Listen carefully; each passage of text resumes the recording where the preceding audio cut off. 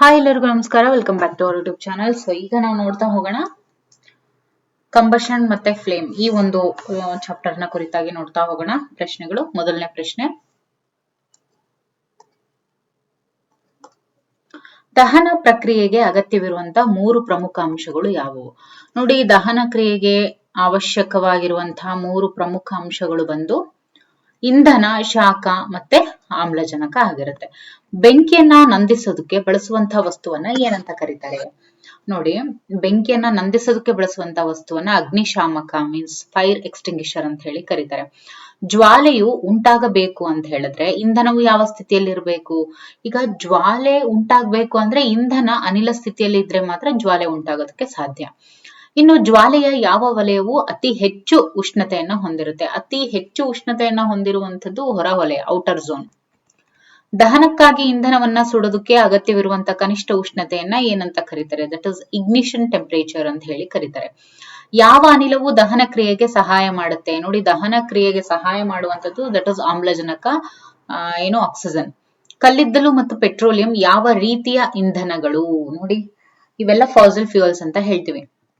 ಇನ್ನು ಆದರ್ಶ ಇಂಧನಕ್ಕೆ ಯಾವ ಗುಣಲಕ್ಷಣ ಇರಬೇಕು? ಆದರ್ಶ ಇಂಧನಕ್ಕೆ ಸುಲಭವಾಗಿ ಸಂಗ್ರಹಿಸುವುದು ಮತ್ತು ದಹಿಸುವುದು, ಈ ಒಂದು ಗುಣಲಕ್ಷಣ ಇರಬೇಕಾಗುತ್ತೆ ಐಡಿಯಲ್ ಫ್ಯೂಯಲ್ಗೆ. ಇನ್ನು ಬೆಂಕಿಯನ್ನ ನಿಯಂತ್ರಿಸೋದಕ್ಕೆ ಯಾವ ಅಗ್ನಿಶಾಮಕವನ್ನ ಹೆಚ್ಚಾಗಿ ಬಳಸಲಾಗುತ್ತೆ? ನೋಡಿ, ಬೆಂಕಿಯನ್ನ ನಿಯಂತ್ರಿಸೋದಕ್ಕೆ, ಕಂಟ್ರೋಲ್ ಮಾಡ್ಲಿಕ್ಕೆ ಯಾವ ಅಗ್ನಿಶಾಮಕವನ್ನ ಹೆಚ್ಚಾಗಿ ಬಳಸ್ತಾರೆ ಅಂದ್ರೆ ದಟ್ ಇಸ್ ಕಾರ್ಬನ್ ಡೈಆಕ್ಸೈಡ್ ಅನ್ನ ಬಳಸ್ತಾರೆ. ಓಕೆ, ಜ್ವಾಲೆಯ ಯಾವ ಭಾಗದಲ್ಲಿ ಅಪೂರ್ಣ ದಹನ ನಡೆಯುತ್ತೆ? ಅಪೂರ್ಣ ದಹನ ನಡೆಯುವಂತದ್ದು ಹಳದಿ ವಲಯದಲ್ಲಿ. ದಿಸ್ ಇಸ್ ವೆರಿ ಇಂಪಾರ್ಟೆಂಟ್, ಚೆನ್ನಾಗಿ ನೋಟ್ ಮಾಡಿ ಇಟ್ಕೊಳ್ಳಿ. ನೋಡಿ, ಹಳದಿ ವಲಯ ಏನಿದೆ ಇಲ್ಲಿ ಅಪೂರ್ಣ ದಹನ ನಡೆಯುತ್ತೆ. ಓಕೆ, ನೀರು ಬಳಸಿ ಯಾವ ಬೆಂಕಿಯನ್ನ ನಂದಿಸೋದಕ್ಕೆ ಸಾಧ್ಯವಿಲ್ಲ? ನೋಡಿ, ನಾವು ನೀರನ್ನ ಬಳಸಿ ಎಣ್ಣೆಯ ಬೆಂಕಿಯನ್ನ ಮಾತ್ರ ನಂದಿಸೋದಕ್ಕೆ ಸಾಧ್ಯ ಆಗೋದಿಲ್ಲ. ಮೇಣದ ಬತ್ತಿಯು ದಹನಗೊಂಡಾಗ ಅದು ಯಾವ ರೂಪದಲ್ಲಿ ದಹಿಸುತ್ತೆ? ಅದು ಮೇಣದ ಆವಿಯಾಗಿ ದಹಿಸುತ್ತೆ. ಅತಿ ಕಡಿಮೆ ಇಗ್ನಿಷನ್ ಟೆಂಪರೇಚರ್ ಹೊಂದಿರುವಂತಹ ವಸ್ತು ಯಾವುದು ಅಂತ ಹೇಳಿದ್ರೆ ದಟ್ ಇಸ್ ಪೆಟ್ರೋಲ್. ಅಂದ್ರೆ ಸಣ್ಣ ಒಂದು ಕಿಡಿ ಸಾಕು ಪೆಟ್ರೋಲು ಬೆಂಕಿ ಹತ್ಕೊಳ್ಳೋದಕ್ಕೆ, ಅದನ್ನೇ ಇಗ್ನಿಷನ್ ಟೆಂಪರೇಚರ್ ಅಂತ ಹೇಳ್ತೀವಿ. ಸೊ ಯಾವ ರೀತಿಯ ದಹನದಲ್ಲಿ ಶಾಖ ಮತ್ತು ಬೆಳಕು ಎರಡೂ ಉತ್ಪತ್ತಿ ಆಗುತ್ತೆ ಅಂದ್ರೆ ವೇಗದ ದಹನದಲ್ಲಿ. ಅನಿಲಗಳು ಏಕೆ ಘನವಸ್ತುಗಳಿಗಿಂತ ವೇಗವಾಗಿ ದಹಿಸ್ತವೆ ಅಂತ ಹೇಳಿದ್ರೆ ಅವುಗಳ ಮೇಲ್ಮೈ ವಿಸ್ತೀರ್ಣ ಹೆಚ್ಚಾಗಿರುತ್ತೆ, ಅದಕ್ಕೋಸ್ಕರ. ಇನ್ನು ದಹನ ಕ್ರಿಯೆಯಲ್ಲಿ ಬಿಡುಗಡೆಯಾಗುವಂತಹ ಶಕ್ತಿಯನ್ನ ಯಾವ ಘಟಕದಲ್ಲಿ ಅಳೆಯಲಾಗುತ್ತೆ ಅಂತ ಹೇಳಿದ್ರೆ that is kilo joule per kilogram. Okay, KG, kilo joule per kilogram ಅಂದ್ರೆ ಕೆಜಿ ಪರ್ ಕೆಜಿ. ಜ್ವಾಲೆಯ ಕಪ್ಪು ವಲಯದಲ್ಲಿ ಏನಿರುತ್ತೆ? ಸುಡದ ಇಂಧನ ಆವಿ ಅಲ್ಲಿ ಇರುತ್ತೆ. ಅಪೂರ್ಣ ದಹನದಿಂದ ಯಾವ ಅನಿಲ ಉತ್ಪತ್ತಿ ಆಗುತ್ತೆ? Carbon monoxide. ನೋಡಿ, ಅಪೂರ್ಣ ದಹನ ಅಂದ್ರೆ ಸಂಪೂರ್ಣವಾಗಿ ಕಂಬಷನ್ ಆಗ್ಲಿಲ್ಲ ಅಂದ್ರೆ ಅಲ್ಲಿ ಕಾರ್ಬನ್ ಮಾನಾಕ್ಸೈಡ್ ಅನ್ನುವಂಥದ್ದು ಏನಾಗುತ್ತೆ? ಫಾರ್ಮೇಶನ್ ಆಗುತ್ತೆ, which is very pollute to environment. Okay, ಯಾವ ವಸ್ತುವನ್ನ ದಹನ ಮಾಡೋದಕ್ಕೆ ಆಮ್ಲಜನಕದ ಅಗತ್ಯ ಇಲ್ಲ ಅಂತ ಹೇಳಿದ್ರೆ ಜಲಜನಕ, ಆಮೇಲೆ ಕಾರ್ಬನ್, ಮೆಗ್ನೀಷಿಯಂ. ಓಕೆ, ಇವ್ಯಾವುದಕ್ಕೂ ಕೂಡ ಆಮ್ಲಜನಕದ ಅಂದ್ರೆ ಇದು ಯಾವುದೂ ಅಲ್ಲ ಇದರಲ್ಲಿ. ಓಕೆ, ಇನ್ನು ದಹನ ಕ್ರಿಯೆಯು ಡ್ಯಾಶ್ ಕ್ರಿಯೆ ಆಗಿದೆ. ದಹನ ಕ್ರಿಯೆ ಅನ್ನುವಂಥದ್ದು ಒಂದು ರಾಸಾಯನಿಕ ಕ್ರಿಯೆ ಆಗಿದೆ. ಈಗ ಮೀಡಿಯಂ ಲೆವೆಲ್ ಕ್ವೆಶನ್ಸ್ ಅನ್ನ ನೋಡ್ತಾ ಹೋಗೋಣ ರಿಲೇಟೆಡ್ ಟು ದಿಸ್. ಪಳಿಯುಳಿಕೆ ಇಂಧನಗಳ ಅಪೂರ್ಣ ದಹನದಿಂದಾಗಿ ವಾತಾವರಣದಲ್ಲಿ ಯಾವ ಸಮಸ್ಯೆ ಉಂಟಾಗುತ್ತೆ? ಹಸಿರು ಮನೆ ಪರಿಣಾಮ ಮತ್ತು ಆಮ್ಲಮಳೆ ಉಂಟಾಗುತ್ತೆ. ಸ್ವಯಂ ಪ್ರೇರಿತ ದಹನ ಅಂತ ಅಂದ್ರೆ ಏನು? ಸ್ವಯಂ ಪ್ರೇರಿತ ದಹನ ಅಂದ್ರೇನು? ಸ್ಪಾಂಟೇನಿಯಸ್ ಕಂಬಷನ್ ಅಂತ ಹೇಳ್ತೀವಿ. ಸೊ ಹಂಗಂದ್ರೆ ಯಾವುದೇ ಬಾಹ್ಯ ಶಾಖದ ಮೂಲವಿಲ್ಲದೆ ವಸ್ತುವು ಬೆಂಕಿ ಹತ್ತುಕೊಳ್ಳೋದಕ್ಕೆ ಸ್ಪಾಂಟೇನಿಯಸ್ ಕಂಬಷನ್ ಅಂತ ಹೇಳ್ತೀವಿ. ಇನ್ನು ಹೈಡ್ರೋಜನ್ ಕ್ಯಾಲೋರಿಫಿಕ್ ವ್ಯಾಲ್ಯೂ ಅತಿ ಹೆಚ್ಚು ಯಾಕಿರುತ್ತೆ ಅಂದ್ರೆ ನೋಡಿ, ಇದ್ರ ಬೇಸ್ ಮೇಲೆ ಕ್ವಶನ್ಸ್ ಎವ್ರಿ ಇಯರ್ ಬಂದೇ ಬರುತ್ತೆ ಕ್ಯಾಲೋರಿಫಿಕ್ ವ್ಯಾಲ್ಯೂ ಮೇಲೆ. ಇದರಲ್ಲಿ ಜಲಜನಕದ ಕ್ಯಾಲೋರಿಫಿಕ್ ವ್ಯಾಲ್ಯೂ ಯಾಕೆ ಅತಿ ಹೆಚ್ಚು ಅಂತ ಹೇಳಿದ್ರೆ ಅದು ಪ್ರತಿ ಗ್ರಾಮ್ಗೆ ಹೆಚ್ಚಿನ ಶಕ್ತಿಯನ್ನ ಬಿಡುಗಡೆ ಮಾಡುತ್ತೆ. ನೋಡಿ, ಪರ್ ಗ್ರಾಮ್ಗೆ ಅದು ಬಿಡುಗಡೆ ಮಾಡುವಂತಹ ಶಕ್ತಿ ಏನಿದೆ ಅದು ಅಗಾಧವಾದದ್ದು, ಲಾರ್ಜೆಸ್ಟ್. ಸೊ ಹಾಗಾಗಿ. ಇನ್ನು ಮೇಣದ ಬತ್ತಿಯ ಜ್ವಾಲೆಯಲ್ಲಿ ಹೊಳಪಿನ ವಲಯವು ಏಕೆ ಹಳದಿ ಬಣ್ಣದಲ್ಲಿ ಇರುತ್ತೆ ಅಂತ ಹೇಳಿದ್ರೆ ಅಪೂರ್ಣ ದಹನದಿಂದ ಬಿಡುಗಡೆಯಾದ ಸುಡದ ಕಾರ್ಬನ್ ಕಣಗಳಿಂದ ಅದು ಹಳದಿ ಕಲರ್ ಅನ್ನ ತೋರಿಸುತ್ತೆ. ಇನ್ನು ದಹನ ಕ್ರಿಯೆಗೆ ಸಂಬಂಧಿಸಿದಂತೆ ಅರಣ್ಯದ ಬೆಂಕಿ ಏಕೆ ವೇಗವಾಗಿ ಹರಡುತ್ತೆ ಅಂತ ಕೇಳಿದರೆ ಒಣಗಿದ ಹುಲ್ಲು ಮತ್ತು ಎಲೆಗಳ ಕಡಿಮೆ ಇಗ್ನಿಷನ್ ಉಷ್ಣತೆಯಿಂದ ಈ ರೀತಿ ವೇಗವಾಗಿ ಹರಡುತ್ತೆ. ಬೆಂಕಿ ನಂದಿಸುವ ಯಂತ್ರವು ಬೆಂಕಿ ನಂದಿಸುವ ಯಂತ್ರವು ಕಾರ್ಬನ್ ಡೈಆಕ್ಸೈಡ್ ಅನ್ನ ಏಕೆ ಒತ್ತಡದಲ್ಲಿ ಸಂಗ್ರಹಿಸುತ್ತೆ?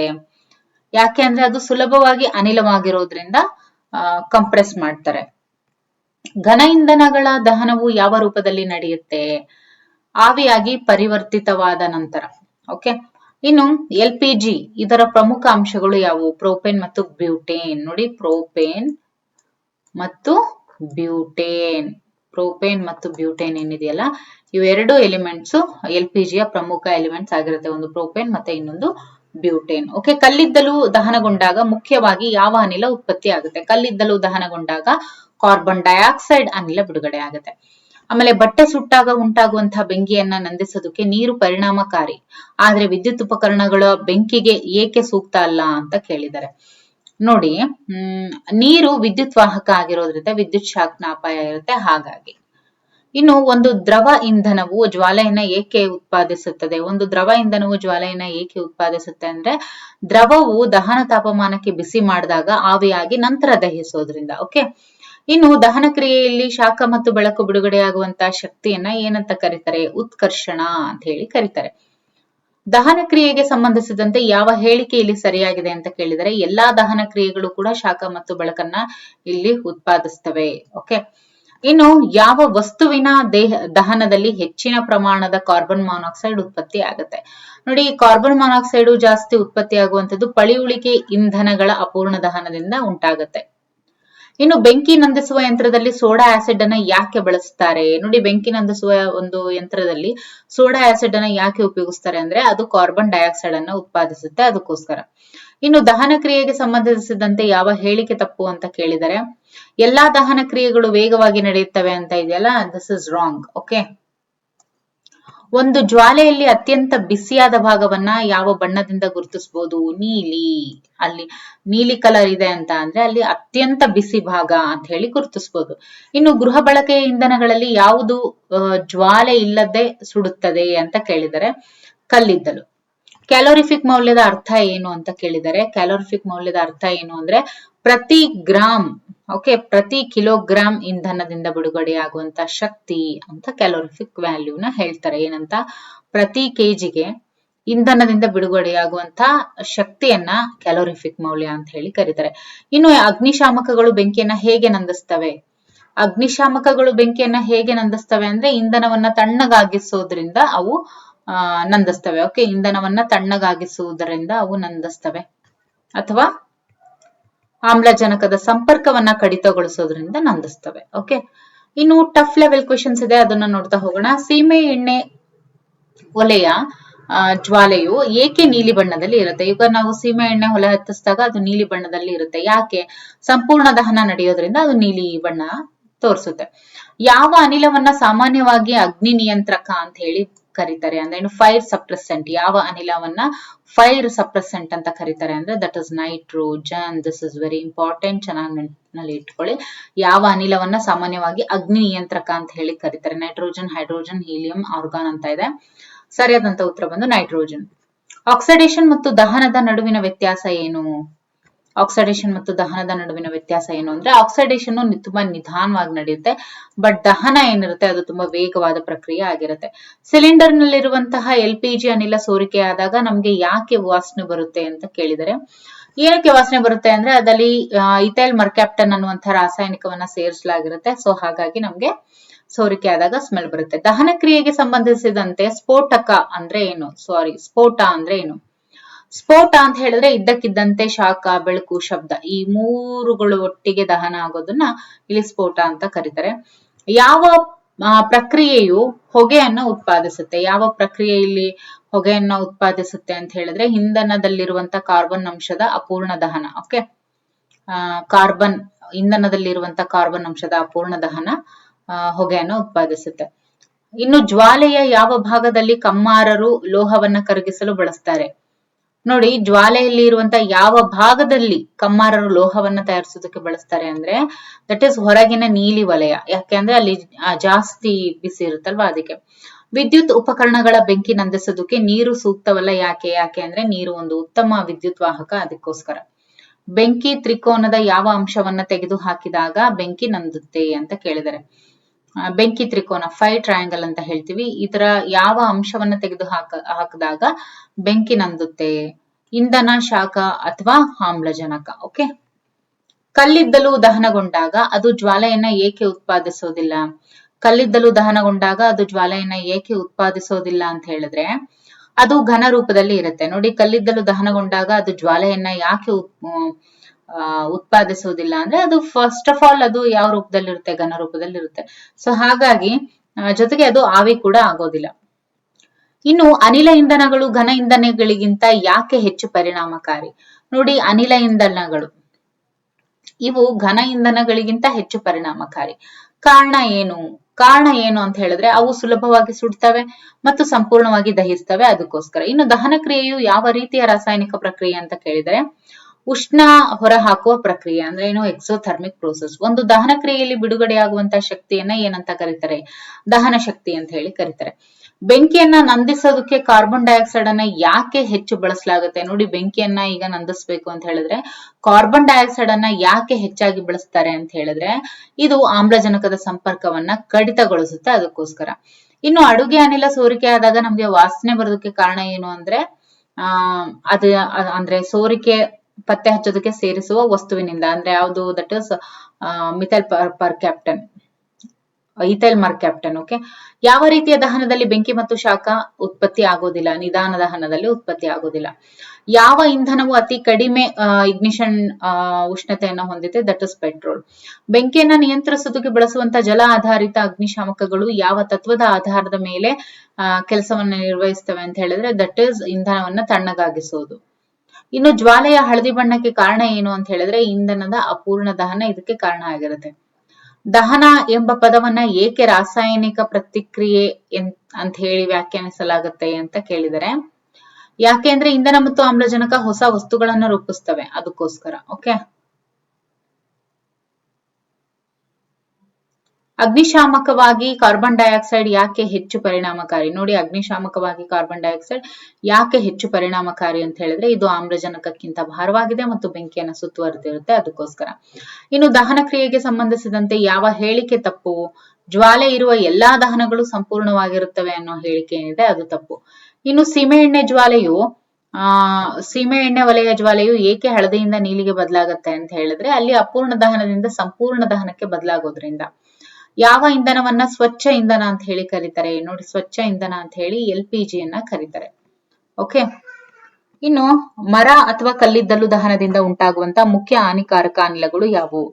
ದಟ್ ಇಸ್ ಕಾರ್ಬನ್ ಡೈಆಕ್ಸೈಡ್ ಮತ್ತು ಸಲ್ಫರ್ ಡೈಆಕ್ಸೈಡ್ಗಳು ಆಗಿರ್ತವೆ. ಇನ್ನು ಅಗ್ನಿಶಾಮಕಗಳಲ್ಲಿ ಬಳಸುವಂತ ಸೋಡಿಯಂ ಕಾರ್ಬೋನೇಟ್, ಬೈಕಾರ್ಬೋನೇಟ್ ರಾಸಾಯನಿಕ ಹೆಸರು ಏನು?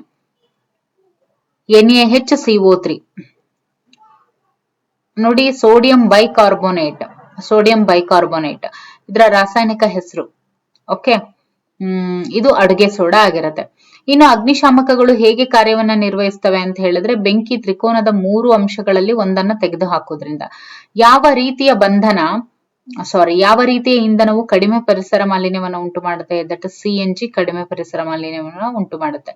ಬೆಂಕಿ ಹೊತ್ಕೊಂಡಾಗ ಜ್ವಾಲೆಯನ್ನ ಯಾಕೆ ನಾವು ನೋಡ್ತೀವಿ ಅಂತ ಹೇಳಿದ್ರೆ ಇಂಧನದ ಆವಿಗಳು ಬಿಸಿಯಾಗಿ ಬೆಳಕು ಹೊರಸೂಸೋದ್ರಿಂದ ನಾವು ಅದನ್ನ ನೋಡ್ತೀವಿ. ಇನ್ನು ದಹನ ಕ್ರಿಯೆಗೆ ಸಂಬಂಧಿಸಿದಂತೆ ಅರಣ್ಯದ ಬೆಂಕಿಗೆ ಕಾರಣವಾಗುವಂತ ಪ್ರಮುಖ ಅಂಶ ಯಾವುದು? ದಟ್ ಇಸ್ ಸೂರ್ಯನ ಶಾಖದಿಂದ ಒಣಗಿದ ಎಲೆಗಳು ಮತ್ತು ಹುಲ್ಲು ಬೆಂಕಿ ಹೊತ್ತಿಕೊಳ್ಳುವುದು. ಓಕೆ. ಇನ್ನು ದಹನಕ್ಕಾಗಿ ಕಾರ್ಬನ್ ಡೈಆಕ್ಸೈಡ್ ಏಕೆ ಉಪಯುಕ್ತವಲ್ಲ? ನೋಡಿ, ದಹನಕ್ಕಾಗಿ ಕಾರ್ಬನ್ ಡೈಆಕ್ಸೈಡ್ ಯಾಕೆ ಉಪಯುಕ್ತವಲ್ಲ ಅಂದ್ರೆ ಇದು ದಹನಕ್ಕೆ ಸಹಾಯ ಮಾಡೋದಿಲ್ಲ, ಅದಕ್ಕೋಸ್ಕರ. ಒಂದು ಕಬ್ಬಿನಿಂದ ಉಂಟಾದ ಬೆಂಕಿಯನ್ನ ನಂದಿಸೋದಕ್ಕೆ ಕಾರ್ಬನ್ ಡೈಆಕ್ಸೈಡ್ ಯಾಕೆ ಉತ್ತಮ ಆಯ್ಕೆ ಅಂತ ಕೇಳಿದರೆ, ನೋಡಿ, ಒಂದು ಕಬ್ಬಿನಿಂದ ಉಂಟಾದಂತಹ ಬೆಂಕಿಯನ್ನ ನಂದಿಸೋದಕ್ಕೆ ಕಾರ್ಬನ್ ಡೈಆಕ್ಸೈಡ್ ಏನಿದೆ ಇದು ಒಂದು ಉತ್ತಮ ಆಯ್ಕೆ. ಕಾರಣ ಏನು ಅಂದ್ರೆ ಆಮ್ಲಜನಕವನ್ನ ಸ್ಥಳಾಂತರಿಸುತ್ತೆ, ಅದು ಜೊತೆಗೆ ಬೆಂಕಿಯನ್ನ ಶಮನಗೊಳಿಸುತ್ತೆ, ಅದಕ್ಕೋಸ್ಕರ. ಇನ್ನು ದಹನ ಕ್ರಿಯೆಯು ಯಾವ ಬಗೆಯ ಬದಲಾವಣೆ ಅಂತ ಕೇಳಿದರೆ ಅದು ರಾಸಾಯನಿಕ ಬದಲಾವಣೆ ಮಾತ್ರ ಆಗಿರುತ್ತೆ. ಇನ್ನು LPG ಯನ್ನ ಕ್ಯಾಲೋರಿಫಿಕ್ ವ್ಯಾಲ್ಯೂ ಆಧಾರದ ಮೇಲೆ ಹೇಗೆ ವಿಶ್ಲೇಷಿಸಬಹುದು ಅಂದ್ರೆ ಇದರ ಮೌಲ್ಯವು ಹೆಚ್ಚಾಗಿರುತ್ತೆ, ಆದ್ರಿಂದ ಇದು ಉತ್ತಮ ಇಂಧನ ಅಂತ ಹೇಳ್ಬೋದು. ಇನ್ನು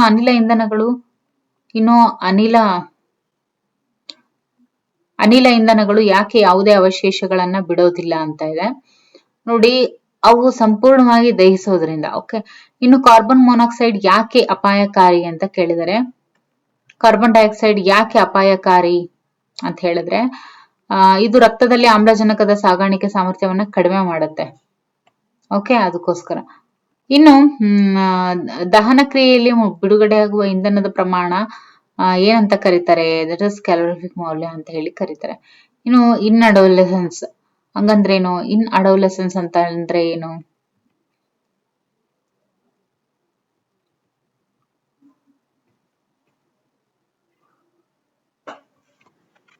ಇನ್ನು ಬ್ರಿಕೆಟ್ಗಳು ಯಾಕೆ ಉತ್ತಮ ಇಂಧನವಾಗಿದ್ದಾವೆ? ನೋಡಿ, ಬ್ರಿಕೆಟ್ಗಳು ಯಾಕೆ ಉತ್ತಮ ಇಂಧನ ಅಂತ ಹೇಳಿದ್ರೆ ಅವು ಹೆಚ್ಚು ದಟ್ಟವಾಗಿರ್ತವೆ ಮತ್ತು ಹೆಚ್ಚು ಕಾಲ ಸುಡ್ತವೆ, ಅದಕ್ಕೋಸ್ಕರ. ಇನ್ನು ದಹನ ಕ್ರಿಯೆಯಲ್ಲಿ ಬಿಡುಗಡೆಯಾಗುವಂತಹ ಇಂಧನದ ಪ್ರಮಾಣವನ್ನ ಏನಂತ ಕರೀತಾರೆ? ಕ್ಯಾಲೋರಿಫಿಕ್ ಮೌಲ್ಯ ಅಂತ ಹೇಳಿ ಕರೀತಾರೆ. ಇನ್ನು ಬೆಂಕಿ ಹಚ್ಚುವಿಕೆ ಅಂದ್ರೇನು? ಇನ್ಕ್ಯಾಂಡಸೆನ್ಸ್ ಅಂತ ಹೇಳ್ತೀವಿ. ಬೆಂಕಿ ಹಚ್ಚೋದನ್ನ ಇನ್ಕ್ಯಾಂಡಸೆನ್ಸ್ ಅಂತ ಹೇಳ್ತೀವಿ. ಹಂಗಂದ್ರೇನು? ಒಂದು ವಸ್ತುವನ್ನ ಬಿಸಿ ಮಾಡಿದಾಗ ಬೆಳಕು ಹೊರಸೂಸುವಂತ ಕ್ರಿಯೆಯನ್ನ ಇನ್ಕ್ಯಾಂಡಸೆನ್ಸ್ ಅಂತ ಹೇಳ್ತೀವಿ. ಇನ್ನು ಯಾವ ದಹನ ಕ್ರಿಯೆಯಲ್ಲಿ ಇಂಧನದ ಯಾವ ಭಾಗವು ಜ್ವಾಲೆಯನ್ನು ರೂಪಿಸುತ್ತೆ? ಈಗ ಆಲ್ರೆಡಿ ನಾವು ನೋಡಿದ್ವಿ, ದಹನ ಕ್ರಿಯೆಯಲ್ಲಿ ಇಂಧನದ ಯಾವ ಭಾಗ ಜ್ವಾಲೆಯನ್ನ ರೂಪಿಸುತ್ತೆ ಅಂತ ಇದೆ. ಯಾವ ಭಾಗ ಜ್ವಾಲೆಯನ್ನು ರೂಪಿಸುತ್ತೆ? ದಟ್ ಇಸ್ ಅನಿಲ ಭಾಗ ಆಗಿರುತ್ತೆ. ಓಕೆ, ಅನಿಲ ಭಾಗ ಇಸ್ ದ ರೈಟ್ ಆನ್ಸರ್.